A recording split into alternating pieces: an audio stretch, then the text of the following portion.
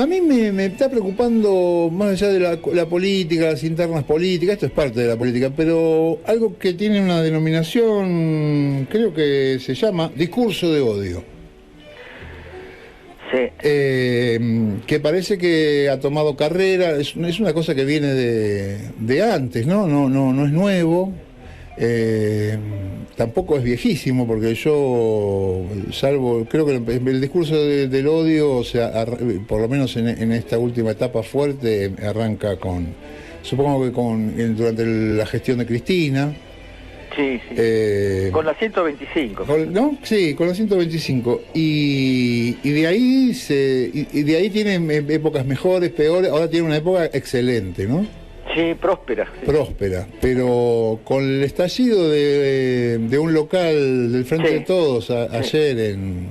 Sí, eso está bien editorializar eso, porque es las cosas que uno está dejando pasar en el montón son muy complicadas.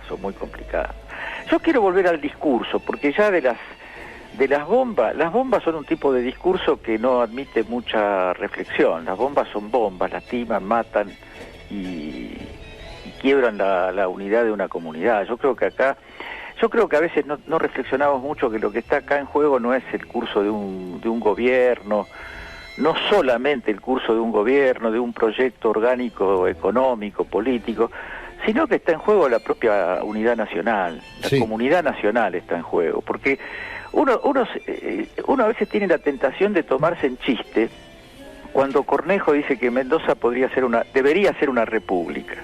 Sí. O cuando en cualquier canal te encontrás con gente que vocifera contra la Argentina como proyecto fracasado, como frustración colectiva, y entonces Uruguay está muy bien, y Chile está muy bien, y México es una gloria, ni hablar de Estados Unidos, porque Estados Unidos no hace falta decirlo, porque está implícito en la jerga, en la verba de Leuco, de toda esa gente, no los quiero nombrar, perdón, Leuco, no quise nombrarte. No, yo no quiero entrar a cultivar ese resquemor, ese resquebrajamiento del sentido de la pertenencia nacional. Ajá. Solamente se toma vacaciones cuando hay un partido de fútbol y juega la selección nacional. En el resto del tiempo, yo creo que lo de Patricia Bullrich marca un plano que a mí me produce una curiosidad, ¿no, Barra? Porque una cosa es el PRO. Cuando vos decís cuánto mide Larreta, cuánto mide Macri, estamos más o menos acostumbrados a que todo el sector que no apoyó al kirchnerismo y que no apoya la presidencia de Alberto Fernández, recala en el PRO, una inmensa mayoría, porque se juega a ganar, y sobre todo se juega a ganarle al otro, al que uno considera el otro. Pero la duda, que no la pueden despejar las encuestas, la tiene que ir despejando la vida, es si ese discurso de odio se puede volver poder, se puede servir para legitimar un gobierno. Porque la consecuencia de lo que estoy diciendo es muy grave, porque si el discurso de Patricia Bullrich se convierte en el emblema de un nuevo periodo político, ¿qué tipo de nuevo periodo político sería ese? ¿No? Es una pregunta angustiante, ¿no? Porque acá vive nuestra familia, y la verdad es que los tipos no han mostrado ninguna capacidad de parar la pelota, de frenar, de decir, bueno, no, en este punto nos quedamos, aunque sea por la galería, porque el problema es que si los tipos hablan ese lenguaje, es porque confían en la existencia de una masa que cree en ese lenguaje. Yo tengo la impresión de que es una masa minoritaria y que arrastra a otra gente que no está tan metida en el barro del odio, pero que por alguna razón histórica o presente o por lo que sea está en contra del peronismo. Yo creo que ese sería un parteagua de la historia argentina. Pues nosotros estamos haciendo ahora, en este periodo, estamos haciendo una extraña alternancia de proyectos políticos muy antagónicos. No es la vieja alternancia radical peronista de los 80, digamos, ¿no? Claro. Donde finalmente todo eso se derrumbó también. Pero este es un pasaje de un proyecto de país a otro, de un ida y vuelta que lleva a la pregunta, ¿dónde desemboca esto?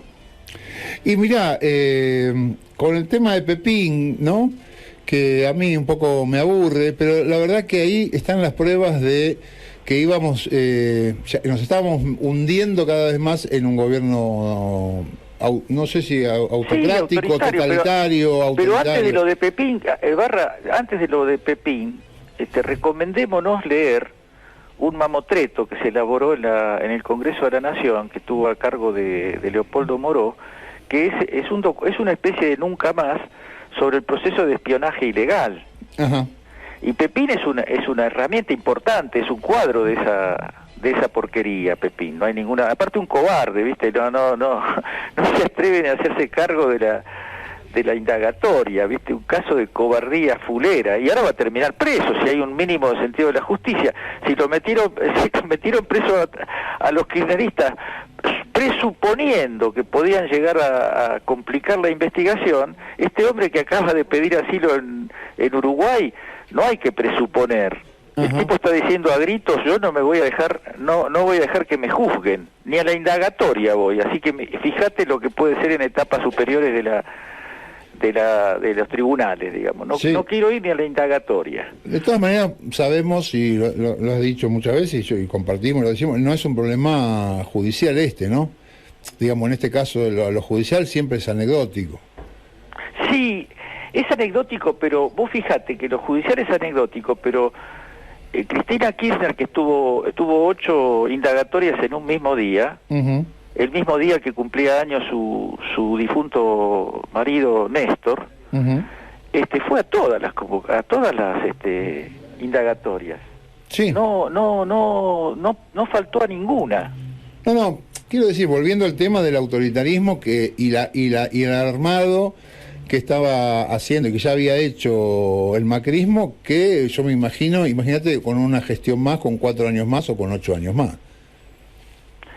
Sí, eso desgraciadamente, tengo no sé si es una mala noticia o una mala opinión, porque yo creo que no sería 8 años más de eso.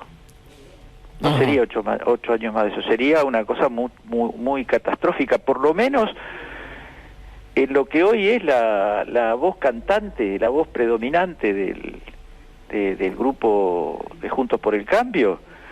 El único que trata de separarse mal que bien de eso es Larreta, porque yo creo que Larreta intuye que ese discurso no gana elecciones. Porque no fue así como ganaron las elecciones del 2015, no tuvo nada que ver con esto. Edgardo, te interrumpo, Pablo Di Pierri te habla, ¿cómo estás? ¿Qué tal, Pablo? ¿Cómo estás? Te interrumpo porque justamente te iba a preguntar a propósito de eso.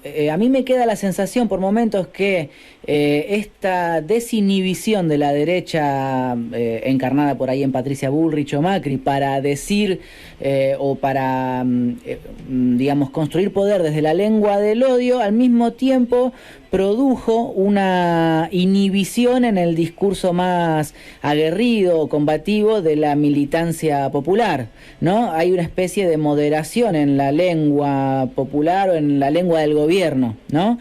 Entonces yo me pregunto si, como vos estás señalando al distinguir a Larreta del resto del macrismo, si efectivamente hace lo correcto el gobierno, porque no todo el mundo o gran parte de la población se va a dejar seducir por ese odio, o si efectivamente se está perdiendo la oportunidad de potenciar discursos que conciten mayor robustez dentro del oficialismo. Sí, está bien, pero me parece que ahí hay un problema, una cierta homologación que pasó ahí en tu discurso, que yo creo que yo entiendo lo que vos decís como una moderación en la radicalidad de la forma en que nos dirigimos a esta gente. Hay un intento por no sumarnos a un estado de opinión febril. Sí. Y eso puede estar bien. El problema es que eso no debería confundirse con los planteos de proyecto de país. Y ahí sí me parece que tenemos un problema. Ajá. Es decir, la respuesta al proyecto de odio no puede ser cuando ellos digan ustedes son delincuentes, nosotros decirles ustedes son todos unos mafiosos, ni siquiera cotizan entre los delincuentes, son todos mafiosos. Uh-huh. No es eso, es poner negro sobre blanco la diferencia del tipo de país que queremos. Arrancando de la pandemia, ¿queremos el país del cuidado o el país de la muerte? Mirá vos qué publicista que me volví. Ajá. Queremos el país de la recuperación de las empresas, de las industrias que cerraron, queremos el laburo, el pleno empleo o rozar el pleno empleo, como de hecho se rozó con Cristina, queremos tener una política independiente, queremos tener industria nacional desarrollada, queremos equilibrio, queremos igualdad, o queremos este desastre que empezó Macri y se prolonga, entre otras cosas, por la pandemia. Yo creo que ahí hay que poner un acento, ahí sí hay que desear e impulsar una mayor radicalidad. Eso no quiere decir que vamos a hacer todo en 3 meses y que ahora hay que entrar a resolver cosas que vienen de décadas de la historia del país, como por ejemplo el tema de la fluvial del río Paraná. Eso es un punto para ponerlo. Si no lo logramos ahora, lo lograremos después, pero eso tiene que ser un sello de identidad. Incluso tiene que ser un argumento electoral. Si no lo hacen las actuales autoridades del gobierno, tranquilamente la puede hacer la militancia que no está formando parte del gobierno. Si por alguna razón se cree que el gobierno no tiene que agitar ciertas banderas, yo creo que esas banderas están en la militancia, que es una militancia que se construyó y se formó durante el gobierno de Cristina Kirchner. Y no puede no ser eso, una militancia que se formó con Cristina Kirchner. Eso no quiere decir ir en contra del gobierno, pero eso quiere decir no dejarse encerrar en la idea de que si nosotros proponemos cosas de orden radical, no en el sentido de la UCR, sino de radicalidad, estamos contribuyendo al odio. El odio es absolutamente independiente de eso. Un mes de suspensión de las exportaciones y por poco empieza la guerra civil. Eso es el lado de los que defendiendo un proyecto excluyente, un proyecto oligárquico, un proyecto antinacional, coherentemente con la defensa de ese proyecto, tienen el discurso de las Patricia Bullrich, de los Mauricio Macri y de la gente ayudados en segunda voz por un partido centenario como el radicalismo. Todo eso está en un estado de pudrición. Ahora, es una pudrición que puede arrastrar la pudrición de la sociedad argentina, porque tienen mucha polenta, tienen mucha energía.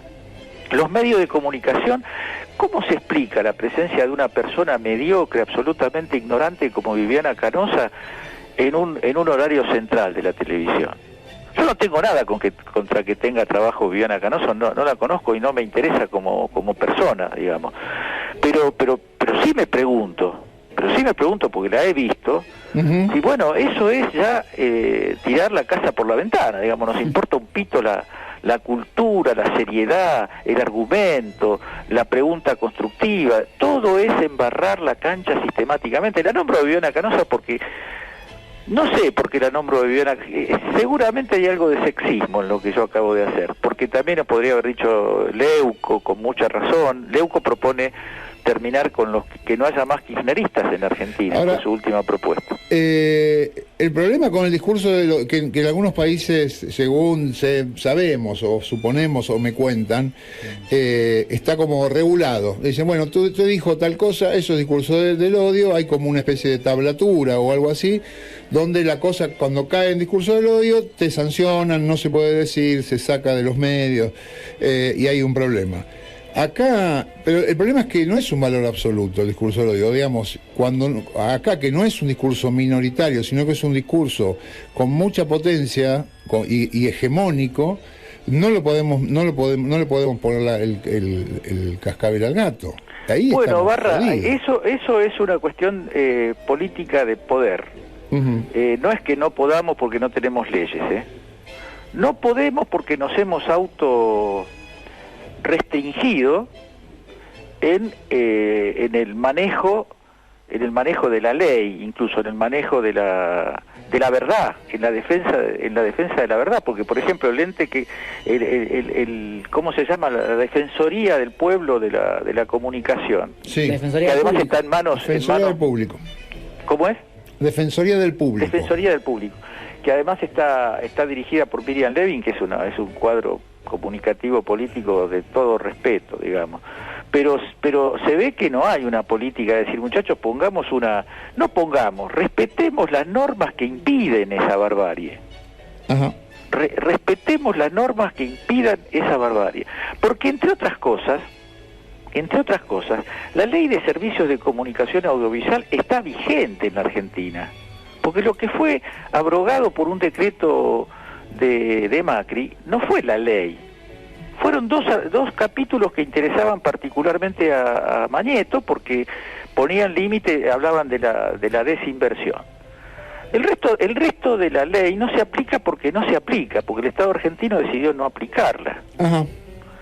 Entonces, instrumentos legales hay, como también instrumentos legales contra los acaparadores, contra los especuladores, todo eso está lleno de recursos. Por supuesto, después la justicia, una vez que vos le mandás el telegrama, viene una cautelar y tenés que esperar. Pero digo, por lo menos, instalar la querella, como se hizo en el caso del precio de las tarifas de los TICs, de los sistemas de comunicación. Sí. Ahí difícilmente la ganemos, pero hay una querella planteada por la Defensoría, por Gustavo López, que pone el tema en la discusión tribunalicia, digamos. Yo creo que esas cosas, insisto, no es un problema de carencia de herramientas legales, es un problema de cálculo que parece haber desembocado en que mejor no hacer olas, porque cuanto más olas hacemos, más se encienden los climas belicistas, digamos, en la Argentina. Entonces, eso nos coloca en una posición de defensiva. Boca, la seguimos la semana que viene. Quiero invitar a tu Zoom a los oyentes y las oyentes. Bueno, una alegría. Mañana va a estar con nosotros Fernanda Vallejos. Ajá.